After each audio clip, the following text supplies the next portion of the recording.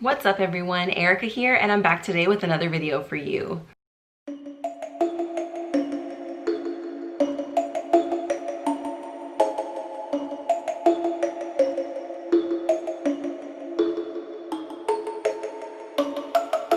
Happy September to all of you. It is officially spooky season. Depending on who you ask, obviously. My house has been decorated for Halloween since the beginning of August. So, the inside, not the outside. I don't want the neighbors to know that I'm crazy. Some of you might know that I am a fairly new owner of a Cricut. For those of you that don't even know what a Cricut is, it is pretty much the crafting machine. I will show you guys a clip of what it looks like here. I am completely obsessed with it. I got the Cricut, I believe, in either April or May. I want to say April, but since then I have been non-stop with the Cricut. I have been loving creating and learning, even trial and error. It's been so much fun. I definitely feel like my creative juices, or my DIY juices, I guess, are coming out a little bit more because I feel like I have that little push from the Cricut. Today, I'm going to be showing you guys 3 simple, super duper simple signs that you can make if you own a Cricut. I feel like there are alternate ways of doing so. Today, I'm just gonna be showing you how I did it, which is with my Cricut. So all of the signs that I have made today are all from the Dollar Tree. They are all gonna be repurposed Dollar Tree signs. They are all Disney Halloween themed signs. It is no secret to anyone here that Hocus Pocus is one of my all-time favorites. I feel like I've talked about it enough. You guys get it. I love Hocus Pocus. Shut up, Erica. We get it. So of course I had to do some, more than one, Hocus Pocus inspired signs. Since this is my very first tutorial with a Cricut, I'm a newbie at this. So please, once you're finished watching the video, let me know your thoughts. Did you like it? Did you find it helpful? All that good stuff. Please don't forget to leave me some sort of feedback in the comments. I would so appreciate it. So let's go ahead and get started.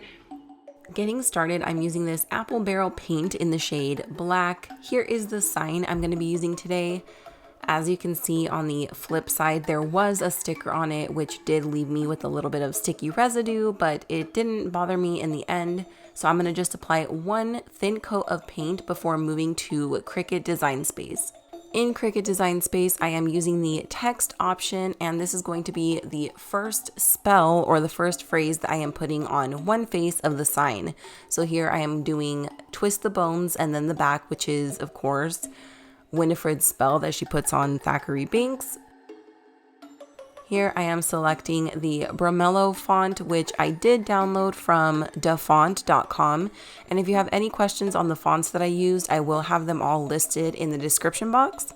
Since this phrase is all connected, what I did was I ungrouped the entire sentence, and now I am pushing all of these letters together with their specific word. So if you can see the lines that kind of draw out the cursive, I want to make sure that they're connecting so it actually looks like script as opposed to them being spaced out. So that's what I'm doing here, and I'm going to kind of show you this one a little slowed down. And once I feel like the letters are coinciding with one another and I feel like they line up perfectly, I will highlight the entire word and then group them together. So here I'm going to speed up the process a little bit.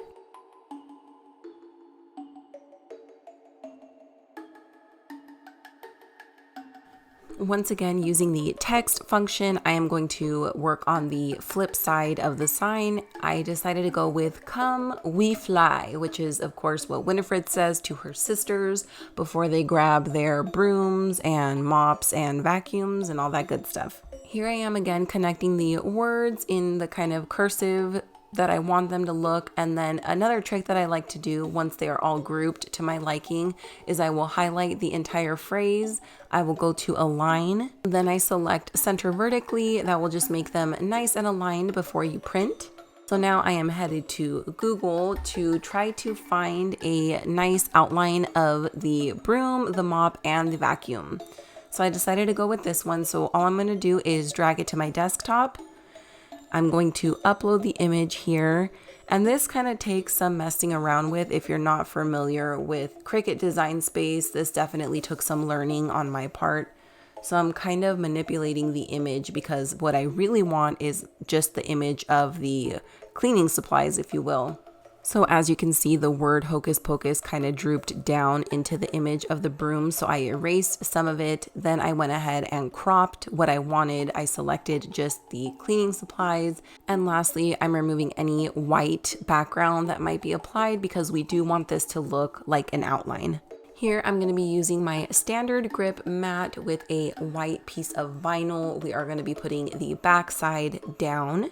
I tend to be a perfectionist with this, so I really try to line up my paper perfectly, make sure there are no air bubbles, just to make sure it's a nice clean cut. So I will even take my little flattener here and smooth out any bumps. And with that, we're ready to load up our Cricut. For those of you that do not own a Cricut or a silhouette of any type, there are different alternatives into making signs like this, but I am newly obsessed with my Cricut. It honestly can do so many things, you guys, so shout out to the Cricut. It just does all the dirty work for you. Now that my phrase is cut out on my vinyl, I want to save any extra vinyl, so I'm going to cut around my phrases. Here I'm going to start weeding my vinyl.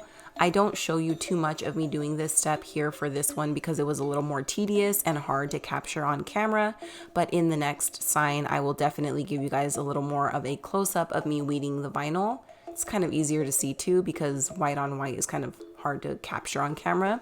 Now using my transfer tape, I am going to lay my decal vinyl side down and I'm going to apply both phrases on this one piece of transfer tape just to save some tape here. Again, I'm being very cautious that there are no air bubbles when I'm laying the phrases down. I want them to be as flat to the transfer tape as possible.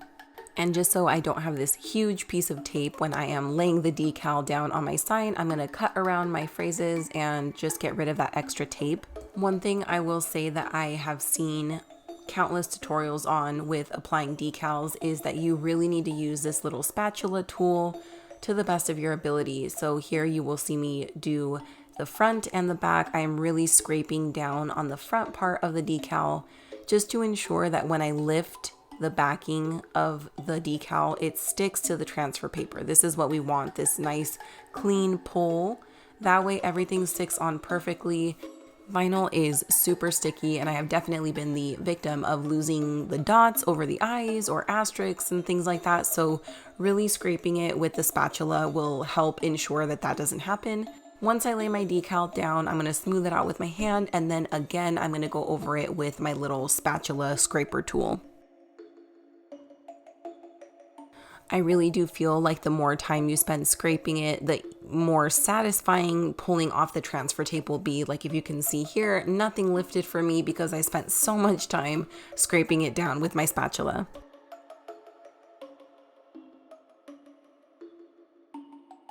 And that does it for the front face of our sign. We are going to go ahead and move on to the opposite side.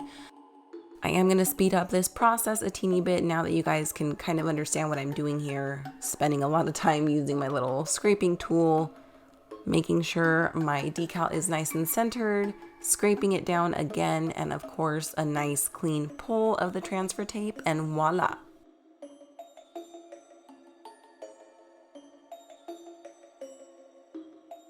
The next sign is going to be an apple sign inspired by the evil queen herself. So here is the sign that I started out with. I wanted to cut off the twine that it came with, so that's totally up to you. So I'm just gonna again apply one even coat all over and we're gonna let it dry. Moving back to Cricut Design Space, I am again using the text option and here I'm going to be using the font Halloween 2 again from DaFont. One function that I love using, and you'll see me use it a lot in this tutorial, is if you can see on the bottom left corner here, I am clicking this little lock. I'm clicking it open and closed. It allows you to manipulate the size of the font without having to move everything around. I really love using it, so you will see me use this a lot. So here I'm just kind of playing around with the sizes. Again, I'm joining just one in one group and then I'm putting Bite on its own so I can change the color. I love the purple and neon green. I think that it is super Evil Queen inspired, so that is the color selection I decided to go with. If you're unfamiliar with the Cricut, it does cut only one color at a time. So I am first going to load the lime green vinyl that is going to cut out the word bite, and then I will go ahead and take it off, reload it with purple, and that will cut out just one. If you're watching this and you're somewhat of a beginner with the Cricut, like I am kind of, I have learned to not peel your vinyl this way, but to peel your mat away from your vinyl. If you can see, mine did curl up at the end, but peeling it the way that I just did will definitely help it be less bendy, and it will stay flat and adhere to whatever you're applying it to much easier. So now I went ahead and cut out my vinyl just so I'm working with a smaller piece, and this is where I am going to kind of give you guys a full glimpse of me weeding the vinyl. Like I said, it's super sticky, so you have to be careful once you pull it to try to not let it land back on the paper. You don't want it to pull off any of your lettering.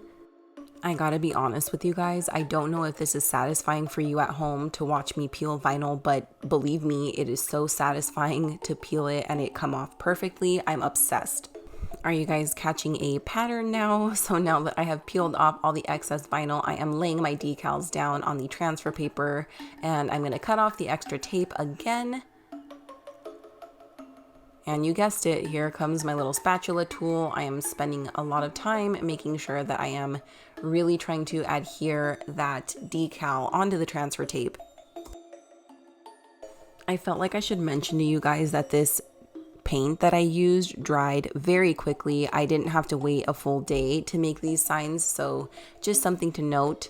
But here I am going to center my decals where I see fit. Again, I'm using my little spatula tool before I pull off the transfer tape.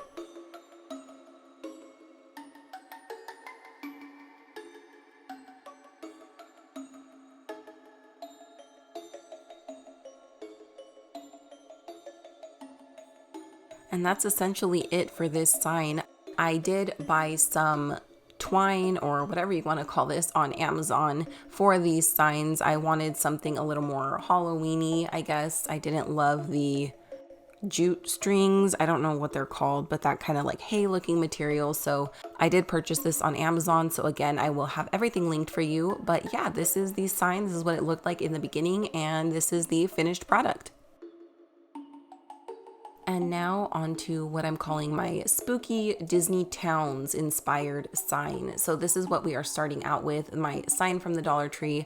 I am again removing that jute twine, whatever you guys want to call it. And I am applying one thin layer of paint. Please do not forget to do the sides as well before we are moving on to Cricut Design Space yet again. So again, here I am going hard on that text function. I'm going to move super quickly through this because technically this is the third time you guys are seeing me do it. So I decided to go with towns or landmarks, I guess, that are Disney related, but kind of spooky, if you will. So you will see what I came up with here. But I tried to kind of research some fonts that went along with my theme. Again, as I've mentioned, everything will be listed in the description box. So if you're interested in any of these fonts, all of them were from DaFont.com. The font that I'm using here for Monstropolis is not the one that I end up using. I end up changing it to the actual Monsters Inc. font. But for now, I am going to go to the right side of my screen here. And if you can see these little eyeballs on each little project, I'm going to click on them to hide them. That way I can focus on just one little sign at a time. Now that I have all of my Disney spooky towns, I'm going to start to size them the way that I want along with their little symbols. So for the Sanderson sisters, I already had this little symbol of their outline of their hair already downloaded to my design space. Using the same trick to make sure that they are nice and centered, I'm going to highlight both, click align, and then center vertically. And then from there, I will again click group, and I am on to the next spooky town. So I'm gonna go ahead and speed through this fairly quickly. I am choosing each little town with their adjoining little symbol. I am then gonna change them to white because again, our signs were painted black. So you kind of wanna keep that in mind, what color your signs are gonna be. You're gonna want to obviously make sure you choose a vinyl color that goes with it accordingly. I decided to go ahead and add this little line or phrase that says "this way too" with some little Mickey bats to give some direction, I guess.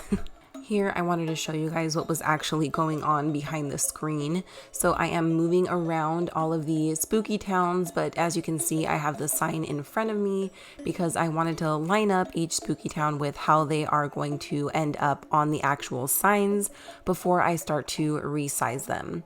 So here I am taking the sign and I'm going to start to measure out the width and the length for each spooky town on each little plank of the sign.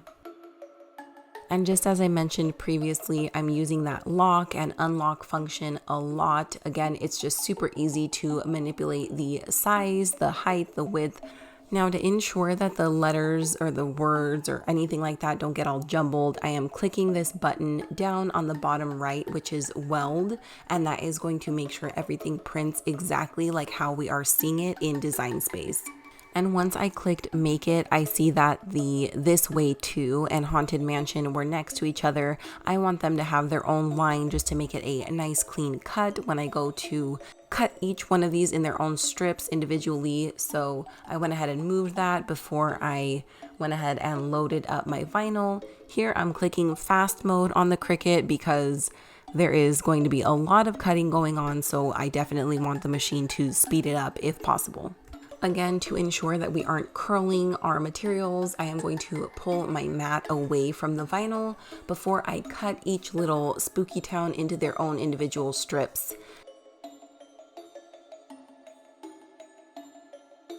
One of the last things I did to the actual sign before I started adding any of my decals was I went ahead and took my ruler and my pencil and just drew some lines lining up with each little plaque. I think it looked a little more like a rustic sign, and I really do love the way that these little pencil markings made it look. So I wanted to go ahead and spare you all the torture of watching me peel vinyl for hours on end. So here I am going to lay down my transfer tape, use my handy dandy spatula before I peel off the backing of my vinyl, cutting off any excess tape that might be on my little decals before I lay them down on each corresponding little plaque. And after that, we're going to repeat this step 5 more times. Erica, let's speed it up, shall we?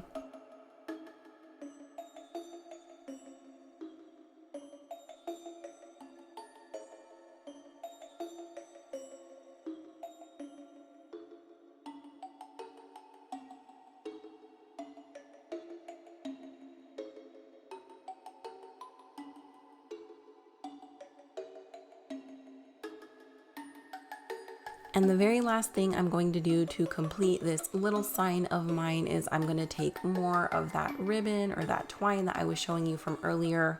I am going to just tie some knots through it, and that's going to do it.